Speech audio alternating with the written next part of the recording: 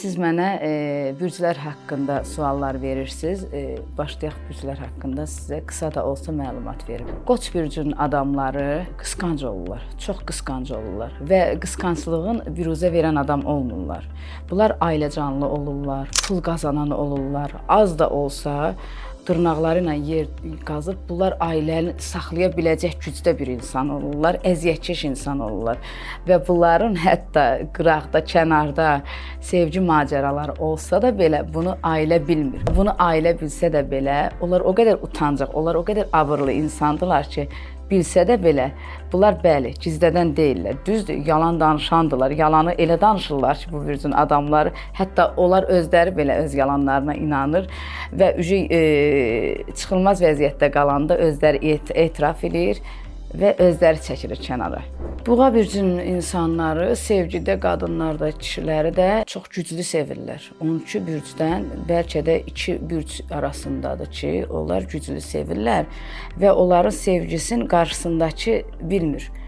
Onu tam xırdalamaq istəyir ki, bundan tam araşdırsın, hiss eləsin ki, bu bunu sevir və onu bəlkə də dəlicəsinə ölümünə sevir, amma o onu ifadə eləyə bilmir, onu sübut eləyə bilmir ki, mən səni sevirəm. Buğalar çox sadiq adamdır, çox sadiq adamdır, biraz soyuqqanlı adamdır, amma çox da sadiq adamdır. Pis xasiyyəti odur ki, buğalar bağışlamayandır. İntiqamla yaşayan adam deyil. Ona xəyanət olundusa, xəyanətə qarşılıq vermir, silir gedir. Elə bir acı bir yuxu idi, oldu, keçdi. Əkizlər bəlkə də o qədər sevir ki, həqiqətən də bu belədir. Amma heç vaxtı yaşadı 10 ildə ya. Mən tanıyıram, əkizlər bürcünün adamını mən tanıyıram, bir-birinin yanımda olub nə qədər insanlar. Bəlkə də ölümünə sevib, öz canına belə qıyıb, amma nə xanıma ya da ki, xanıma olsa, nə kişi qarşısındakına heç bildirməyib ki, mən səni sevirəm. Həmişə qarşısındakına əziyyət verib, sevgi əzabı verib. Qarşısındakı ona görə çox əziyyət çəkib ki, bu məni sevsin, amma sevib, həqiqətən də sevib. Onların da sevgisi güclüdür, amma tutmaq olmayıb onu ki, bu sevir, sevmir, sevir, sevmir. Çünki əkiz bürcüdür axı ona görə. Xərçəng bürcünün insanları belədir ki, yəni bir insanı sevirsə, ailəsi olsun, 5 uşağı da olsa belə, əgər ayrıldısa, onunla da soyuya bilir. Tez soyuyan bir bürclərdən biridir xərçəng bürcünün adamları. Və xərçəng bürcünün adamları bəzən bürcə görə deyilər, sevgi xəstəsi olurlar zat. Elə bir şey yoxdur onlarda, sevgi xəstəsi olsunlar, neynəsinlər, yox. Onlar unutqan adamdır, tez unudan adamdır. Sevgini heç vaxtı mən görmədim ki, xərçəng bürcünün insanları, adamları dəlicəsinə sevsin. Ən 12 bürcün içində ən zəif bürc xərçəng bürcüdür ki, sevgidə, yəni güclü deyil onların sevgisi və bu cəhətdən də yaxşıdır ki, sevgidə onlar əziyyət çəkmir.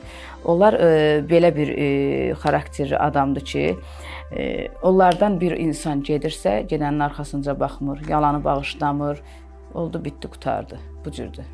Şir bürcündən danışaq. Deməli, şir bürcü belədir ki, şir bürcü həqiqətən də sadiq bir bürcdür.